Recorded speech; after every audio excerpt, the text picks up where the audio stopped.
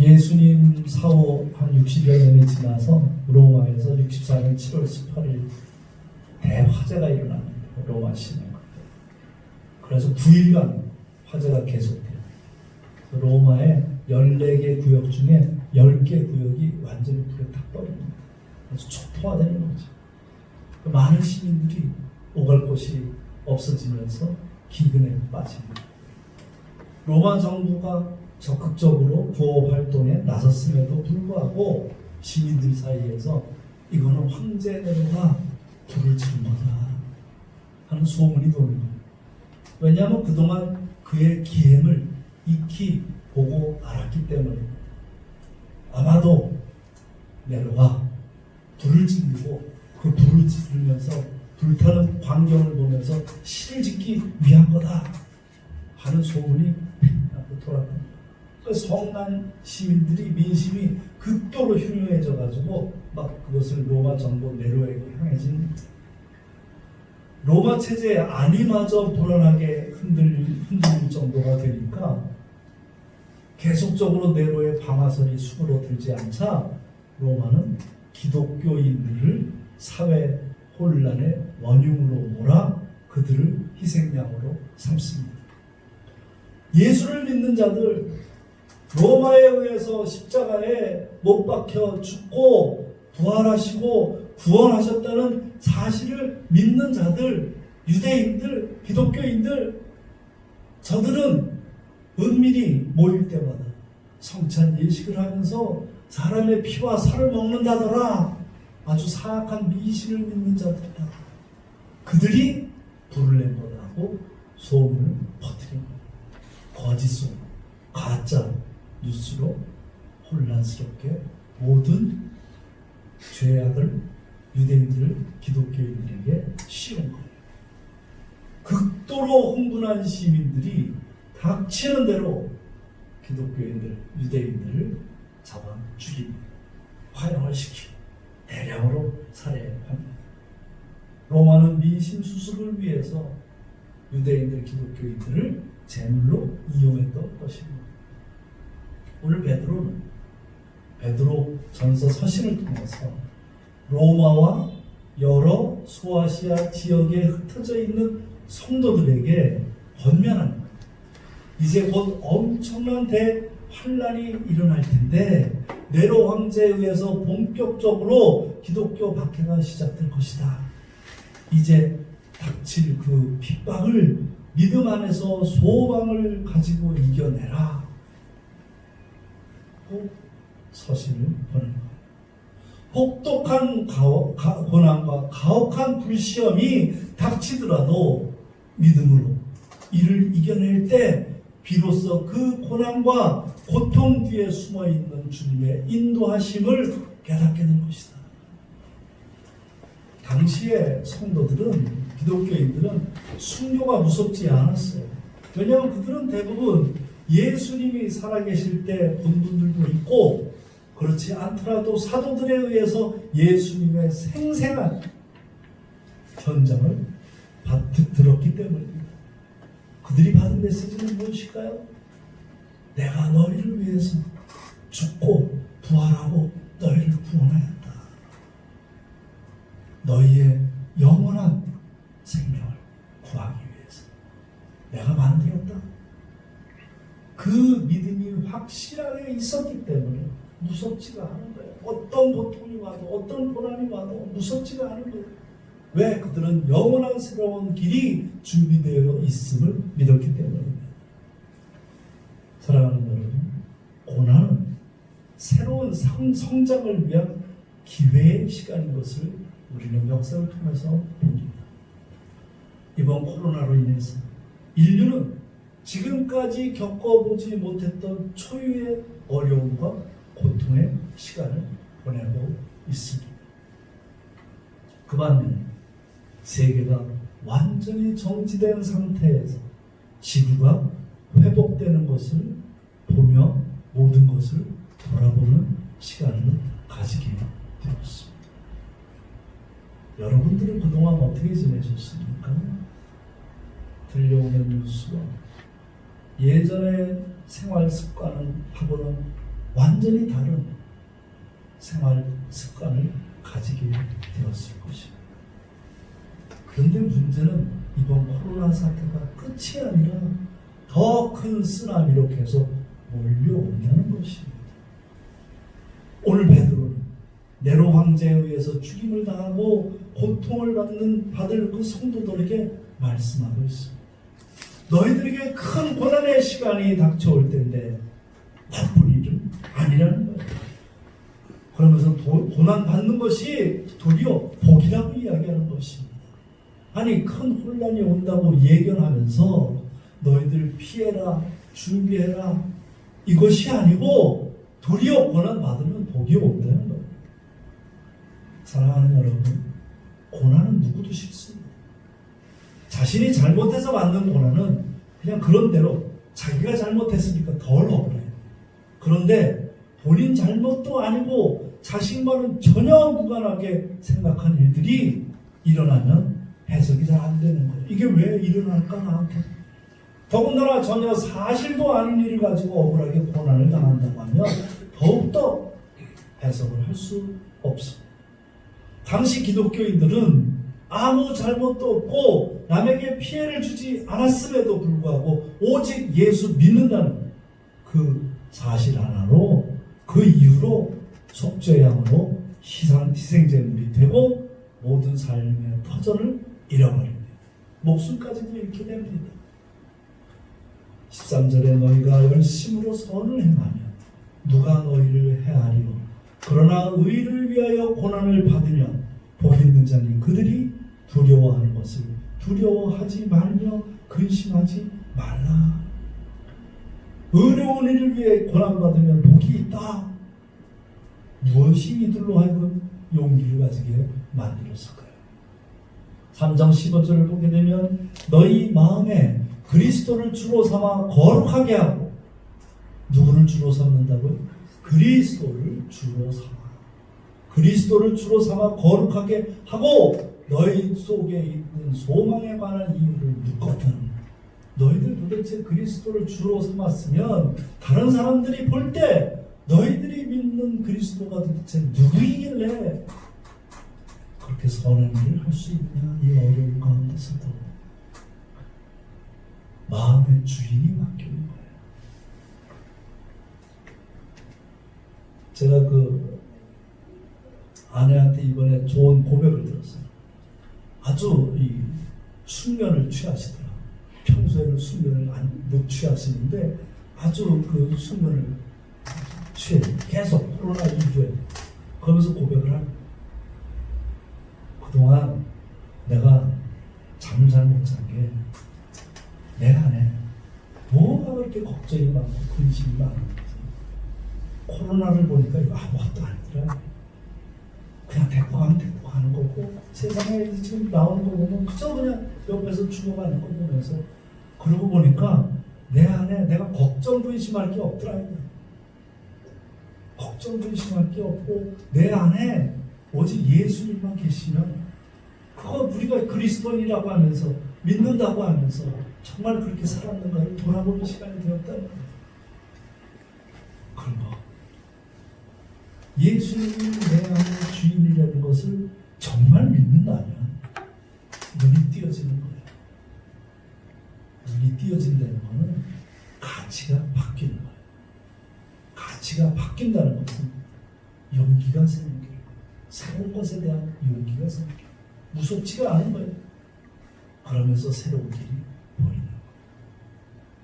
지금 우리에게는 코로나를 통해서 하나님께서 새로운 길을 예비하시고 열어주실 것을 믿습니다. 얼마 전에 매체에서 알리라는 그 카자흐스탄에서 불법 체류자의 기사를 보았어요. 지난달에 자신이 거주하는 그 원룸으로 귀가하던 중에 밤늦게 귀가하던 중에 건물에서 화재가 발생합니다. 그래서 곧바로 건물로 뛰어 올라가서 불이 야 하고서 막 두들기는데도 사람들이 아무도 안 나와요. 그러니까 건물 외벽을 타고서 그 TV선을 붙잡고 올라가가지고 2층 방 창문으로 들어가서 그곳에 있던 주민 10여 명을 대피시킵니다. 그리고 그 안에 또 여성이 한 분 있다는 것을 듣고서 다시 들어갔다가 자신도 2, 3도 화상을 입습니다. 근데 그는 불법 체류자 신분이기 때문에 치료를 제대로 받을 수가 없어요. 그 소식을 들은 주변에 손양축단학교 선생님들이 또 주민들이 그를 화상 전문 병원에 치료를 받게 알선을 합니다. 근데 문제는 불법 체류자이기 때문에 곧 출국해야 되는 거예요. 그걸 아는 시민들이 청원을 했어요. 저 불법 체류자 알리는 자신이 불법 체류자임에도 불구하고 생명을 살리겠다는 신념으로 화재로부터 10명 이상을 구했습니다. 자신의 신분이 드러날 위험이 있어 도주할 수도 있지만 의로운 신념으로 선을 행했고 결과적으로 많은 목숨을 살렸습니다. 그를 합법적으로 대한민국에 머무를 수 있게 도와주십시오 하는 내용입니다. 그의 정부가 불법 체류자의 그를 합법적으로 체류가 가능하게 만들었을 뿐만 아니라 구조활동을 펼친 그를 의인으로 수상을 신청했다고 합니다. 그리고 LG는 그의 의로운 행동을 한 그에게 의인상을 수여했습니다. 그는 이제 합법적으로 한국에 체류할 수 있게 되었고 가족들도 데리고 올 수 있게 되었습니다. 열심으로 선을 행하면 누가 너희를 헤아리요. 그러나 의를 위하여 고난을 받으면 복 있는 자니 말씀대로 될 것입니다. 당시 로마에 살던 많은 기독교인들은 유대인들은 대부분이 타지에서 온 이주자들이고 불법 체류자들입니다. 그들에게 베드로는 이야기하는 것입니다. 그러므로 너희가 이제 여러 가지 시험으로 말미암아 잠깐 근심하게 되지 않을 수 없으나 오히려 크게 기뻐하는도다. 아멘. 여러분, 예수님 믿는다고 고난 안 당하는 거 아닙니다. 도리어 여러 가지 시험이 예수님 안 믿을 때보다 더 와요. 근심도 하게 됩니다. 왜? 우리가 믿기 전에는 내가 당연하다고 생각했던 여러 행위들이 예수님이 내 안에 주인이 되는 순간 평상시에는 아무렇게 생각하지 않고 행했던 일들이 갈등으로 다가오는 거예요. 양심의 소리가 들리기 시작하는 거예요.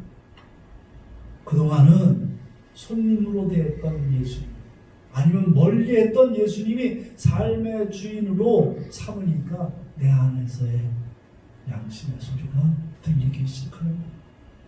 예전에는 아무 거리낌 없이 행했던 일들이 예수님께서 원하실까? 이것이 옳은 길인가를 생각하게 만드는 것입니다. 여러분은 지금 갈등의 현장에서 그 갈림길에서 이런 말을 듣고 계십니다. 너희가 열심으로 선을 행하면 누가 너희를 헤아리노? 불법 체류자 알리는 분란 현장을 보며 나섰다가 혹시라도 자기가 불법 체류자인 자신에게 어려움이 닥치지 않을까 하는 생각이 안 들었을까요?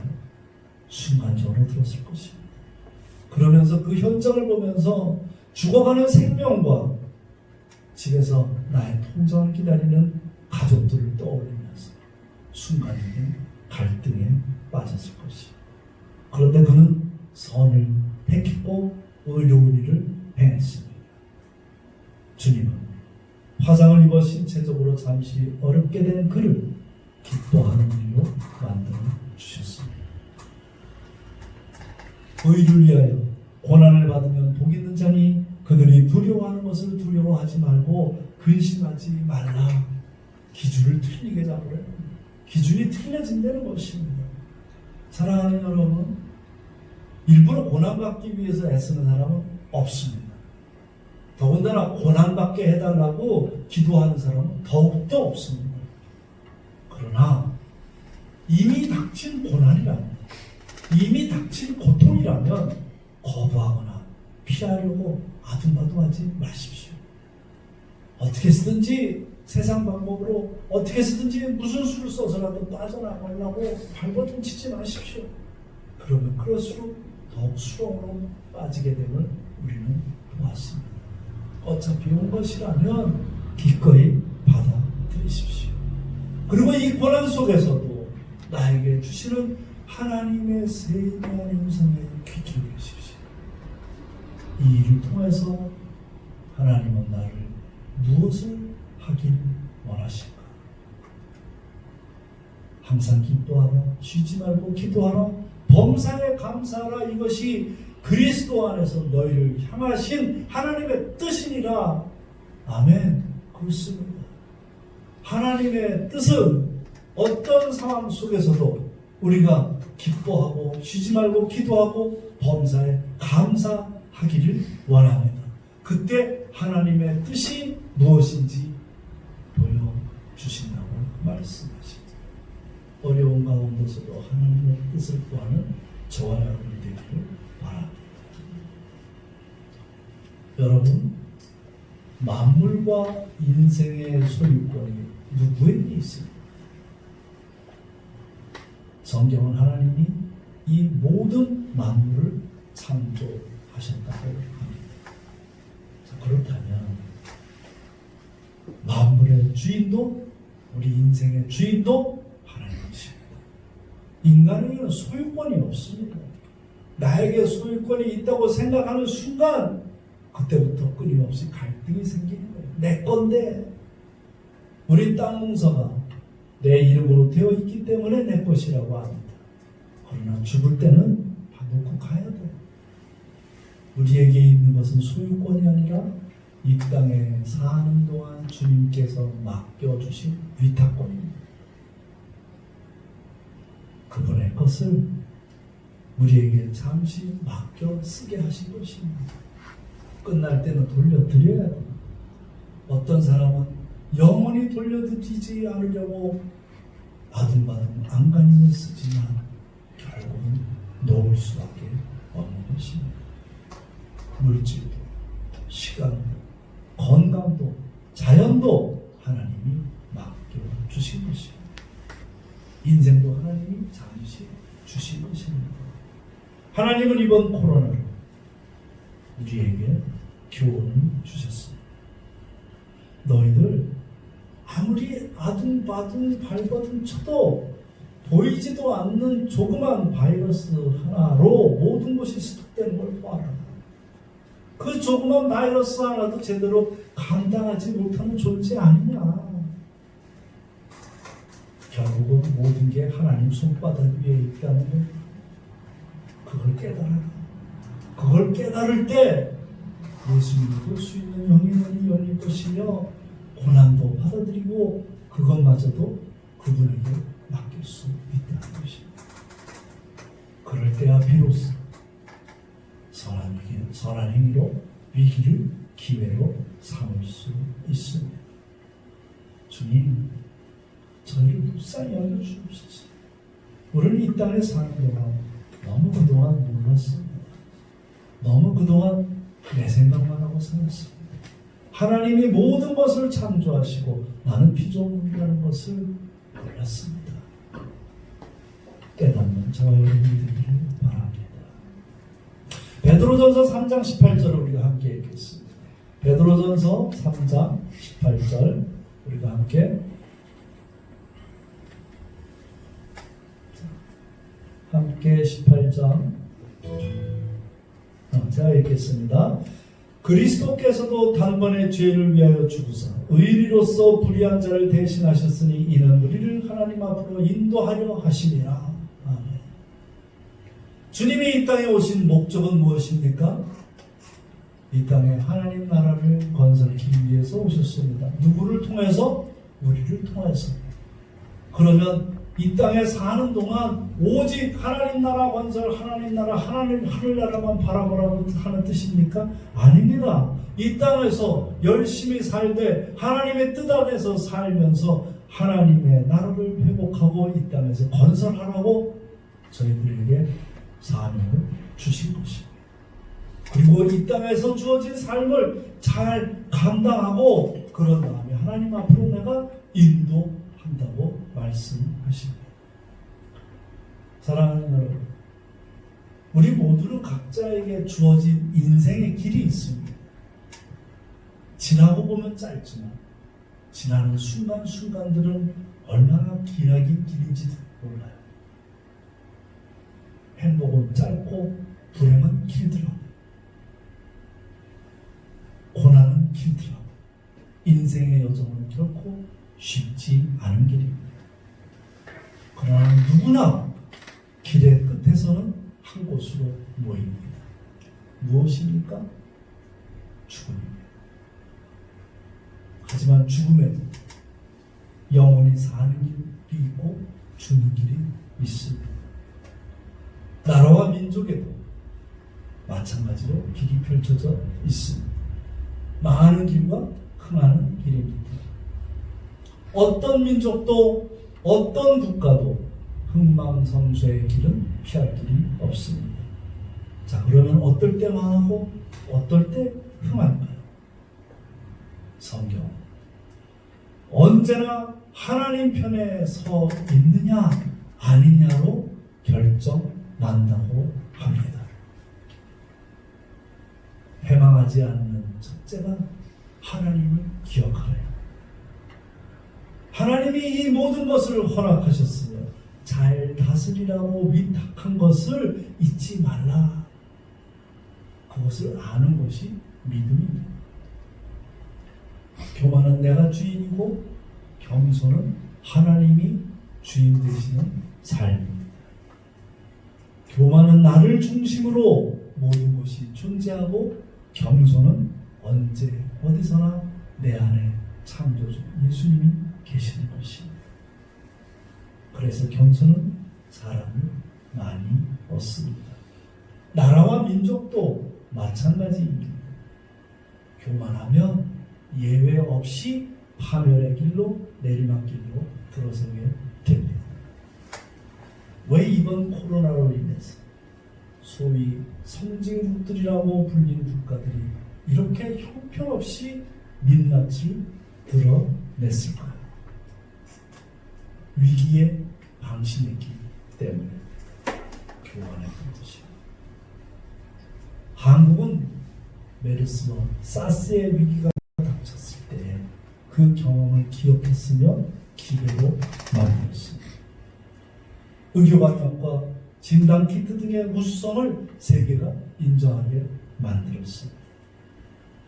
그럼에도 교만하지 않고 겸손하게 주변의 국가들을 섬긴 모습들을 우리가 보고 있습니다.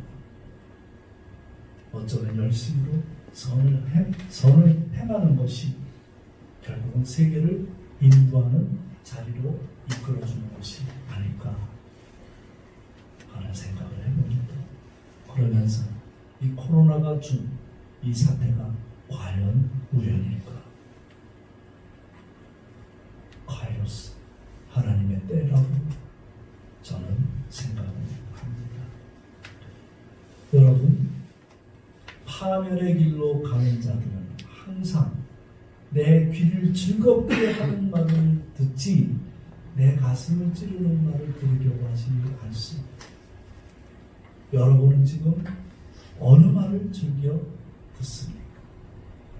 내 귀를 즐겁게 하는 말을 듣습니까? 내 가슴을 찌르는 말을 듣고 있습니까? 이번 코로나 사태는 이 땅을 살아가는 모든 일, 하나님이 만드신 지구를 돌아보게 만들었습니다. 그동안 이웃과 자연, 사랑의 소명과 책임을 회피했던 모든 일과 죽음과 삶의 기로에서 함께 책임을 져야 하는 공동체임을 깨닫게 되었습니다. 하나님을 사랑하는 자, 곧 그 뜻대로 부르심을 입은 자들에게는 모든 것이 합력하여 선을 이루느니라. 로마서 8장 28절의 말씀처럼 이제 인류는 합력하여 새로운 길을 만들어 나가야 하는 것입니다. 그 길에는 너와 나가 따로 없습니다. 우리 모두가 새로운 질서를 향해서 만들어 나가야 되는 길인 것입니다. 이사야서 43장 19절 말씀을 함께 읽겠습니다. 시작. 보라, 내가 새 일을 행하리니 이제 나타날 것이라. 너희가 그것을 알지 못하겠느냐? 정령이 내가 광야에 길고 사막에 강을 내리니. 아멘. 여호와 하나님께서 말씀하십니다. 이제 내가 새 일을 행하리니 이제 나타날 것이라고 말씀하십니다. 너희들 그것을 정녕 알지 못하겠느냐? 사랑하는 여러분, 이제 영의 눈을 떠 여러분에게 행하실 새 일을 구하십시오. 하나님께서 주시겠다고 하는데도 구하지 않는 것은 게으른 것입니다. 게으른 것은 교만입니다. 게으르고 구하지 않는 자에게는 기회가 없습니다. 적극 두드리십시오.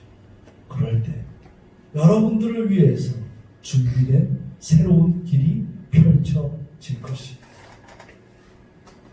사랑과 생명, 평화의 가치를 향해 나아가는 화평교회 위에도 새 일을 행하실 것입니다. 올해 한국전쟁 70년을 끝내고 한반도의 항구적 평화의 길, 역사적 부활의 길도 열어주실 것입니다. 주님께서 베푸신 사랑은 영원하고 하나님께서 세우실 생명은 회복될 것이며 하늘로부터 오는 평화는 빛처럼 쏟아져 여러분들의 가정과 하시는 일과 이 민족과 한반도 위에 임할 것입니다. 기도하겠습니다.